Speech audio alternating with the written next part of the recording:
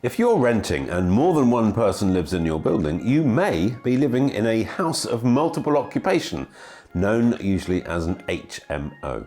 I'm Phil Spencer, and in this video, I'm going to be looking at why this matters. However, whether you live alone or with others, are a long-term renter or are planning to rent in the future, make sure you have my rental toolkit at your fingertips, packed with step-by-step guides, tips and know-how. My rental toolkit is a must, and it's yours absolutely free. All you need to do is sign up to moveiq.co.uk and download it. Simple as that. We've even put a link below to make it super easy, so do click that now. And don't forget to subscribe to this channel, which has tons of helpful advice on all aspects of renting. So back to HMOs.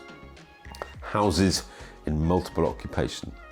This is a legal term used to describe rented accommodation that is shared by a number of people and owned by a private landlord. It's worth knowing if your property counts as an HMO because living in one brings certain rights and protections. A property is an HMO if 3 or more tenants rent from a private landlord, you share a toilet, bathroom or kitchen, and you make up more than one household. What counts as a household?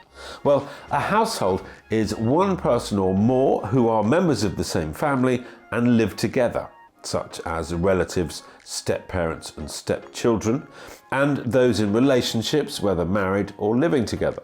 A typical HMO might be a shared house with friends, a block of converted flats, a hostel, private halls of residence, or a house split into bedsits. A large HMO is where 5 or more tenants who form more than one household live.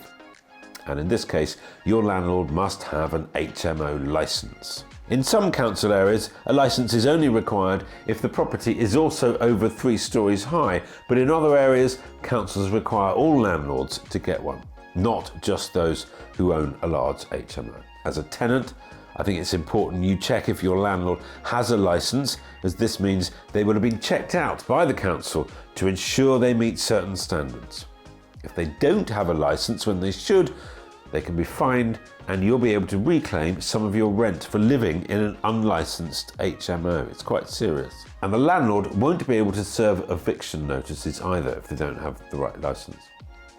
If you're unsure about the status of your rental, you can ask your local council. If you live in an HMO, your landlord is obliged to protect tenants from overcrowding or fire risk.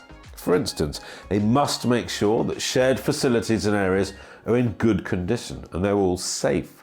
They have to carry out annual gas safety checks and provide you with a certificate. They must have the electrics checked every 5 years and safety measures like smoke alarms have to be fitted. The landlord also has to make sure the property is not overcrowded and there are enough cooking and bathroom facilities of a certain standard for the right number of tenants. There are also minimum sizes for bedrooms, 10 square meters for 2 people, for instance. HMO tenants can complain to their local council if these standards aren't being met.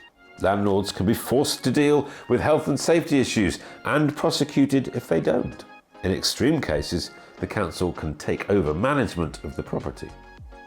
And this, I think, is why it's essential that we're all aware of the rules, so you know if they're being broken. Get in touch with the Environmental Health Department of your local council if you need to make a complaint. I hope you don't, but I also hope you found this helpful and that you'll join me again next time. Don't forget to download my rental toolkit and hit that alert bell. See you soon, take care.